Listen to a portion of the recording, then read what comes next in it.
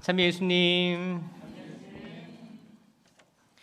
반갑습니다. 정말 반갑고 모두 안녕하시기를 바라고 또 기도합니다. 또 여러분뿐만 아니고 여러분들의 가족, 지인, 친구, 또 멀리 지방에 계신 부모님이 될 수도 있고 또 해외에 있는 분들이 될 수도 있고 모든 분들이 평안했으면 좋겠습니다. 혹여나 지금 안 좋은 상황이라도 빨리 나아지기를 바랍니다. 이게 저희들 바람 아니겠습니까?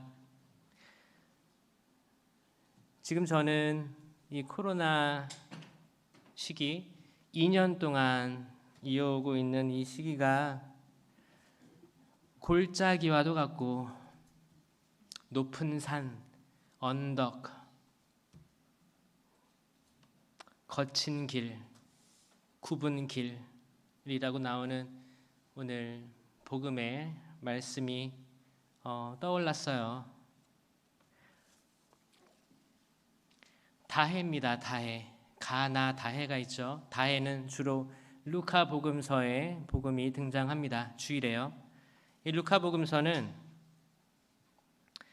3장 1절에 어떻게 시작하냐면 이렇게 티베리우스 황제, 본시오 빌라도, 헤로데, 필리포스, 또 리사니아스, 한나스, 카야파 이런 이름들과 지방을 등장시키면서 이 성경 말씀이 그냥 누가 전해 들은 걸 쓴 게 아니라 역사적 사실임을 나타내고 있습니다. 그렇게 보이시나요? 그렇게 보이시죠? 그러니까 이게 단순히 어떤 영감을 받아서 썼다는 게 아니고 실제 예수님의 이야기를 한다는 거예요. 그렇게 시작하면서 이제 이사야서의 예언서를 선포합니다.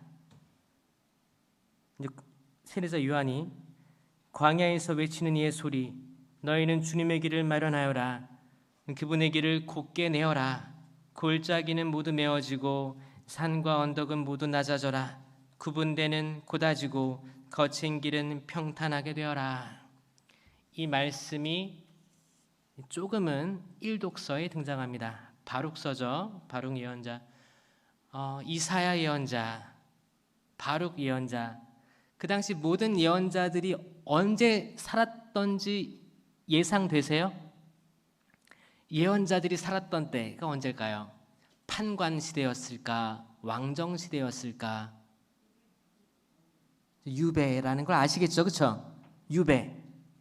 유배에는 몇 가지 유배의 시절이 있었는데 어떤 게 기억나세요? 바빌론이 제일 유명하죠. 그렇죠? 또 뭐가 있을까요? 아시리아 들어보셨죠? 아시리아, 바빌론. 그리고 바빌론 어마어마하게 큰 나라라고 생각했는데 대제국으로 생각했는데 페르시아가 또 쳐들어옵니다. 그때 그러면 바빌론 유배를 봤을 때 바빌론 유배가 몇 년이었어요? 50년 동안 유배 생활이었어요. 기억하기 쉽겠죠? 49년 다음이 뭐였어요? 희년. 그렇죠? 희년이죠. 49가 뭐예요? 77에 49, 7년씩 7년. 그 다음 해가 희년이었어요. 신기하게도 돌이켜보면 그 유배 기간이 50년이었던 거죠. 희년을 선포하신 겁니다. 저는 코로나 시기다 지금 2년째죠. 만약에 이제 코로나가 50년이 간다면 어떻게 생각하시겠어요? 그때까지 견딜 수 있겠습니까? 환장합니까? 견딜 수 있겠습니까? 저는 이 코로나 시대가 유배와 다를 게 없다고 생각이 들어졌어요. 갑자기 그런 생각이 들었습니다. 왜냐하면 유배라는 게 뭐예요? 내가 살고 있는 나라가 있는데 어떤 나라가 쳐들어와서 전혀 다른 삶으로 인도한 거 아닙니까? 우리 숨은 붙어 있지만 전혀 코로나 이전 시대와는 전혀 다른 삶의 환경에 놓여 있습니다. 사람이 사람을 믿지 못하고 오랜만에 가족들과 식사하러 갔는데 전혀 모르는 딴 사람이 거기에 있었다면 밀접 접촉자 연락이 오죠. 그럼 테스트도 받아야 되고 그러면서 더 소극적이게 되죠. 이게 반복되는 거 아닙니까? 그리고 뭐예요? 델타가 끝나려니 이제 우리가 다시 일상으로 들어간다고 했는데 또 뭐가 왔어요? 뭐가 또 새로 들어왔죠. 이게 끝일 것 같으십니까? 저는 이 구약의 유배 생활 있죠. 그리고 큰 민족이 쳐들어왔을 때, 근데 그게 아시리아가 제일 큰 민족인 줄 알았어요. 이스라엘은 무서워. 그리고 시리아랑 이렇게 막 으쌰으쌰해서 남유다 북이스라엘 싸우죠. 또 그렇게 도토리 키재기 싸우다가 뭐가 왔어요? 바빌론 떡 들어왔고, 그 다음에 바빌론 다 끝난 줄 알았는데 페르시아. 이게 더 길게 간다고 해도 코로나 시대가 여러분들 마음은 흔들리면 안 된다는 메시지예요. 이게 2021년 딱 연말에 딱 끝날 것 같죠? 끝나길 희망하시죠? 2022년, 2023년, 2024년, 2030년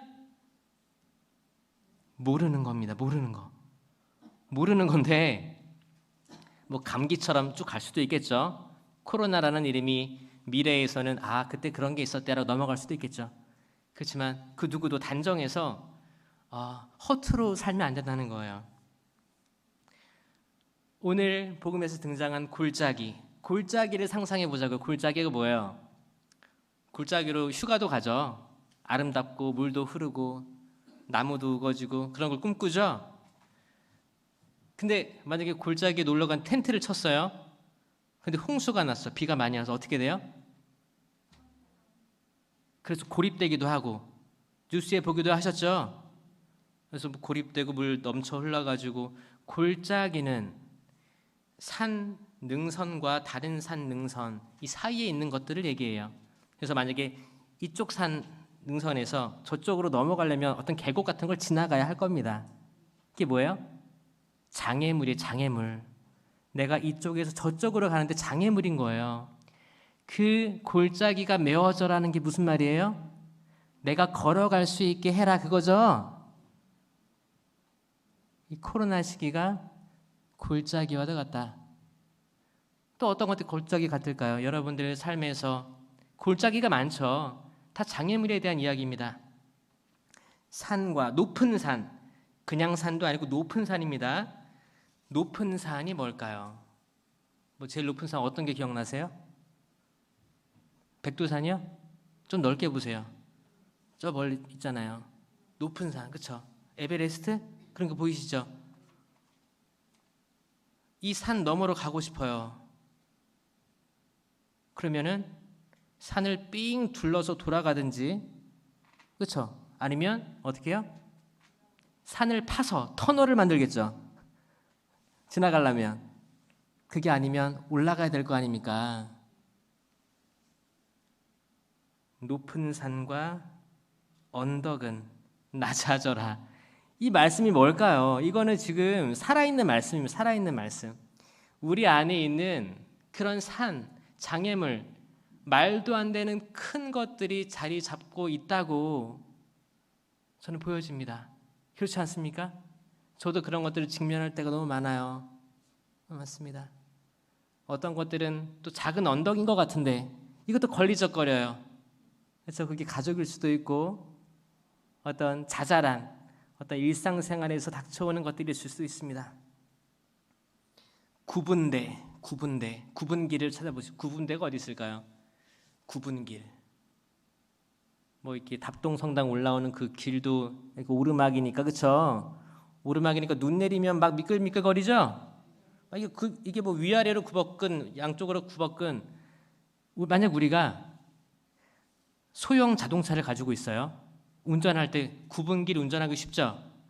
그나마 쉬워요. 근데 우리가 버스 드라이버예요. 버스 운전사예요. 그 구분길 다닐 수 있을 것 같으세요? 택도 없죠. 아예 포기할 겁니다. 그런 구분되는 고다져라. 운전할 수 편하게 고다져라. 이 말씀하시는 거고, 거친 길이 뭘까요? 저 호주에 있을 때 거기 오프로드라고 해서 완전 그냥 아스팔트가 안 깔린 포장이 안 된 도로들을 달릴 때가 있는데 그럴 때는 타이어, 차 다 망가집니다. 덜컹덜컹 편안히 갈 수가 없어요. 거친 길은 평탄하게 되어라. 평탄하게. 평탄한 고속도로 달려보실 때 잠이 오죠? 그런 길을 만들어라 그겁니다. 이독서에서 바오로 사도가 너무너무 행복한 이야기를 합니다. 저희한테. 여러분 가운데서 좋은 일을 시작하신 분께서 그리스도 예수님의 날까지 그 일을 완성하시리라고 나는 확신합니다. 여러분은 그분이 시작하신 좋은 일을 그때 언제인지 모르겠지만 그때 완성하시리라고 믿습니까? 확신하십니까? 그래서 그 기대와 설레임으로 지금의 고통이 아무렇지도 않습니까? 그래야 되는데, 그렇죠? 그렇지 못한 건 뭐예요? 내 마음 안에 골짜기가 있고 산이 있고 언덕이 있고 땅이 굽었고 거친 땅이라는 거예요. 그렇죠? 이걸 어떻게 해야 되는가?